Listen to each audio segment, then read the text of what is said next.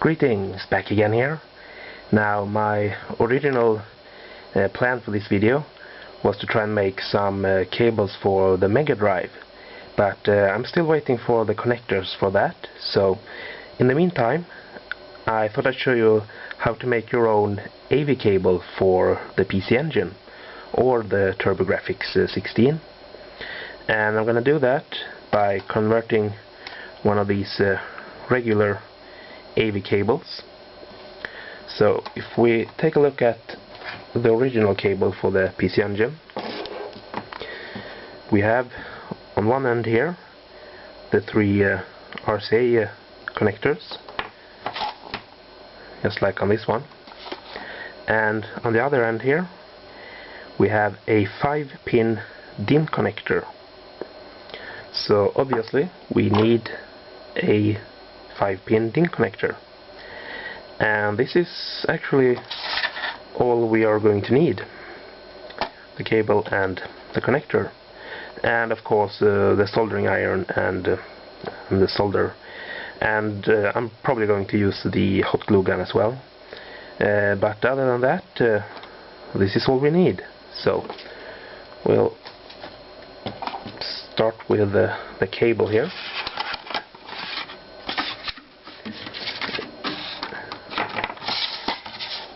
Out here. Now this is a 1.5 meter cable, and the first thing I'm going to do here is to cut the connectors off on one end here. And had this been a longer cable, say a 2 meter or a 3 meter or 5 meter or something like that, I probably would have cut it somewhere in the middle, and that way I could have made 2 cables. But since this is such a short cable, I'm just going to cut the connectors off right over here, and I'm also going to strip the wires. So I'm gonna do that, and then we can move on. Alright, so now that we have these stripped here, you will notice that there are 2 wires coming out of each of the 3 cables here, and the outer one on each of these goes to the shielding or the ground, and the middle ones are the actual signals.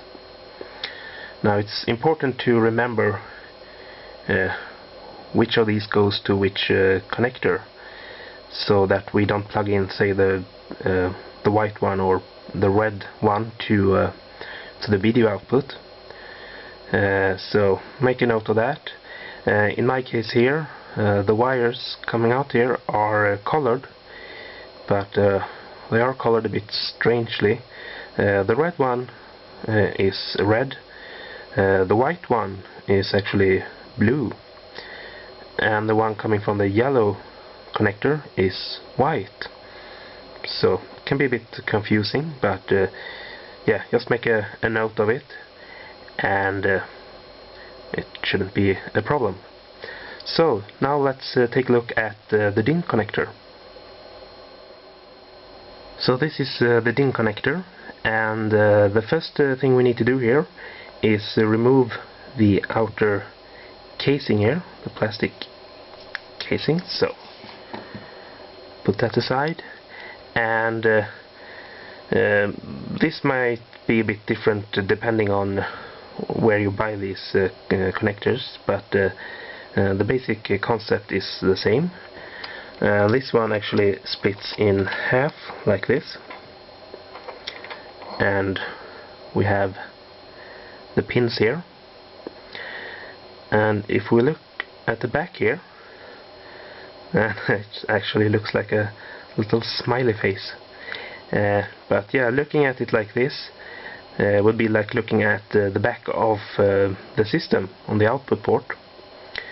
And this pin over here, this is pin number 1, and this one over here is pin number 5, and pin number 1 is video, pin number 2 is right audio, pin number 3 is ground, pin number 4 is plus 5 volts, and pin number 5 is left audio. So this is where we will solder our wires. So I'm gonna prepare the wires here, and we'll move on to the soldering. Alright, so here we have the wires soldered to the pins, and what I did here is I stripped the wires a bit more, and I took the ground wire from all 3 cables and I soldered them to this one wire here, which goes to pin 3, which was the ground pin, and I also put some heat shrink over it. So all I need to do now is put the casing back, and when I do that I'm also going to put a little bit of hot glue over the soldering points here,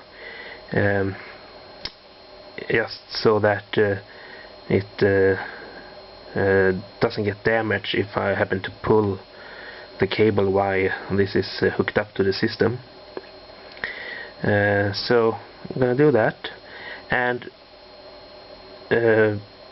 you know, before you solder the wires, don't forget to put the plastic casing over the cables first. I did forget it, so I had to desolder everything and put this on here and then solder everything back together. And when I did that, I soldered to the wrong pins, so I had to do it all over again for a 3rd time. So yeah, don't forget about this. So yeah, I'm gonna put this back together here, and then we can give it a test. Alright, so just to show you what it looks like before I put the other half of the casing back on here. So you can see the glue holding the wires in place. So yeah, I'm gonna put the other half back on and then pull the plastic cover over it, and yeah, then we can test it. Okay, so we have the connector completed here, and it's hooked up to the TV already. So just plug it into the PC Engine Duo here, like that, and I have Bravo Man in there. So we'll turn the lights off and switch the system on, and as you can see, we get both picture and sound, so it's working just as it should.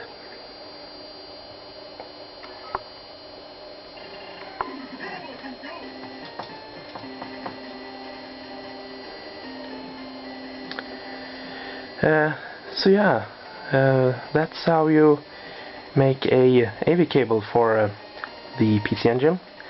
And from what I understand, the TurboGrafx-16 has the same video output and sound output, so this should work with one of those as well. I don't have one myself, so I can't test it, but from what I read, it should work. So yeah, that's everything I had to show this time. So bye for now, and I'll see you soon.